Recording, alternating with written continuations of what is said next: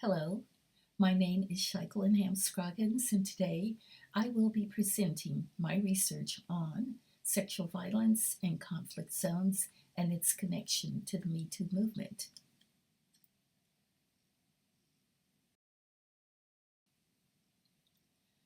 Let me ask you something.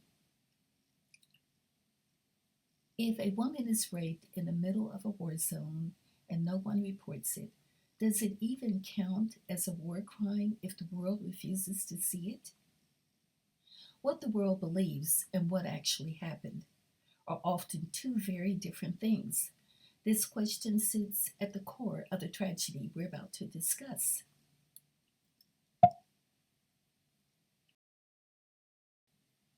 Sexual violence as a weapon of war is not new. It's a brutal tactic that has been used for centuries, from the Mongol conquest with Genghis Khan in the 13th century, where rape was used to terrorize entire populations, to the Bosnia War, where women were treated as the spoils of ethnic cleansing. Today, we will see these same tactics in conflicts around the world: Rwanda, Ukraine, and Gaza. And yet, despite the centuries of repetition, the suffering of victims remains minimized, silenced, and erased. Here's the real truth: sexual violence as a weapon of war isn't just one country's issue, it's a global one.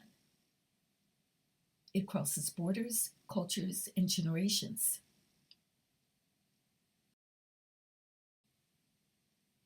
In 1994, Rwanda was torn apart by one of the most brutal genocides in the world. But it wasn't sudden, it was decades in the making. How did it start? Colonial rule, ethnic division, and political instability had set the stage long before the violence erupted. When Belgium took control after World War I, they pushed a false narrative. Tutsi tribe were labeled as lighter skinned, taller, and more European, while Hutus were portrayed as darker, stockier, and less civilized. These racist stereotypes weren't ideas, they were enforced. In the 1930s, Belgians issued ethnic identity cards, locking people into rigid racial categories. It was a recipe for resentment and division, one that poisoned generations. This history ties directly into the concept of colorism, the preference for lighter skin within communities of color, a toxic legacy of colonialism and white supremacy. In Rwanda, colorism wasn't about beauty standards, it was about power.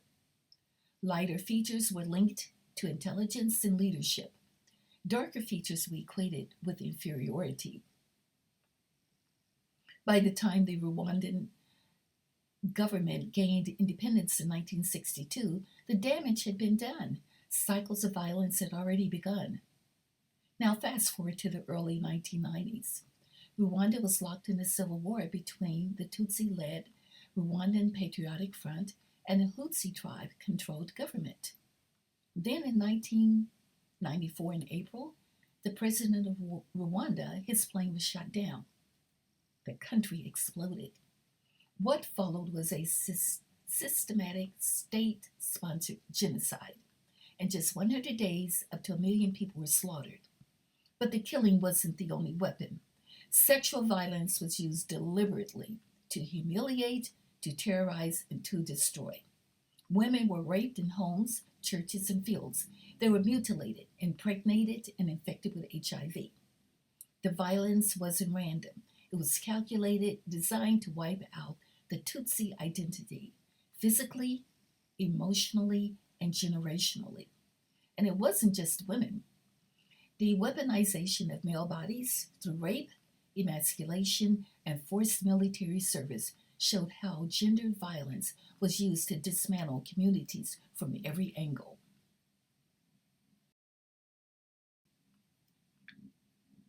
Here's the darkest part: the world didn't listen. As the genocide unfolded, the U.S. military's first and only priority was the evacuation of Western journalists. These journalists were airlifted to safety, while Rwandan survivors, especially the women, endured sexual violence. They were left behind to suffer in silence. Pierre Hams, a United States Army officer, played a pivotal role in these evacuations.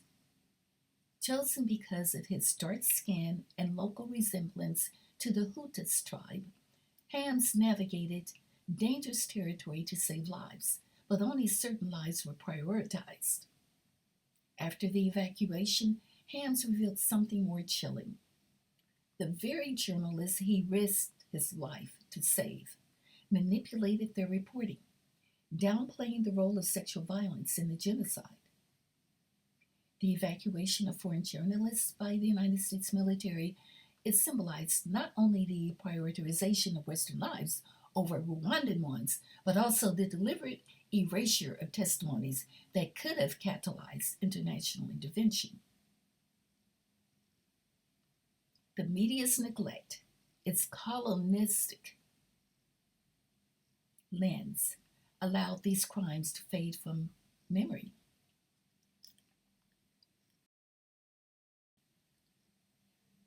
After landmark cases like Prosecutor versus Akayisu recognized rape as an act of genocide, survivors often lacked practical access to justice. Symbolic victories in international courts rarely trickled down into national reforms where survivors continued to face stigma, poverty, and threats. Justice must move beyond symbolic victories in international courts and permeate local systems where survivors continue to face stigma, poverty, and threats to their safety.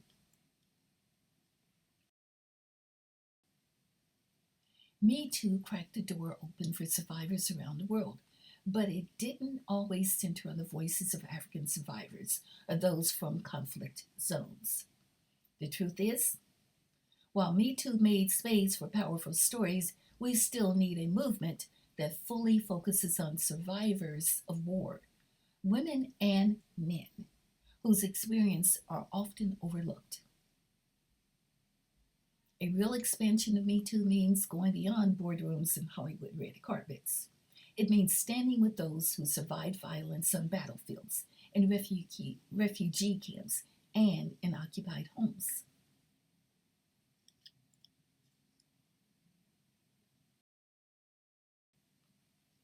Religion didn't just turn a blind eye, it often played a role in normalizing sexual violence during conflicts.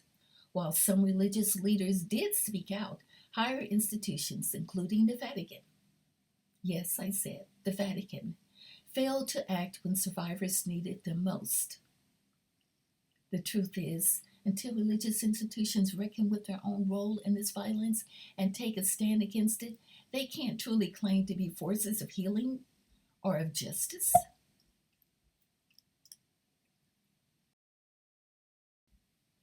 Healing goes far beyond legal victories. Survivors need economic reparations, mental health support, help reintegrating into their communities. Survivor centered justice must address every aspect of harm: the psychological, the physical, the social, and economic.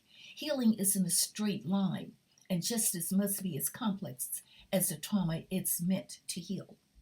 Let's not forget, this support must be available for both men and women.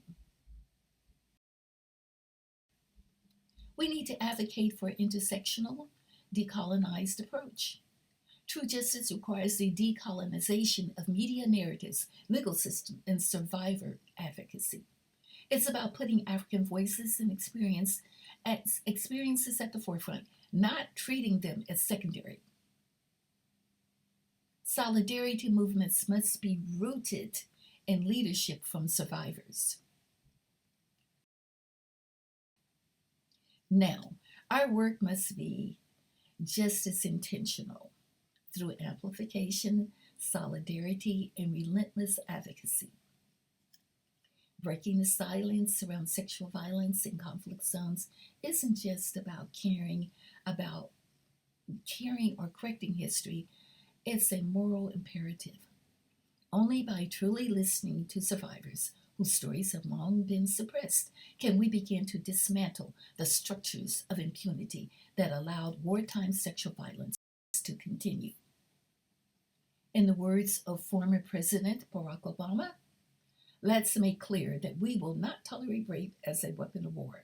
It's a crime, and those who commit it must be punished.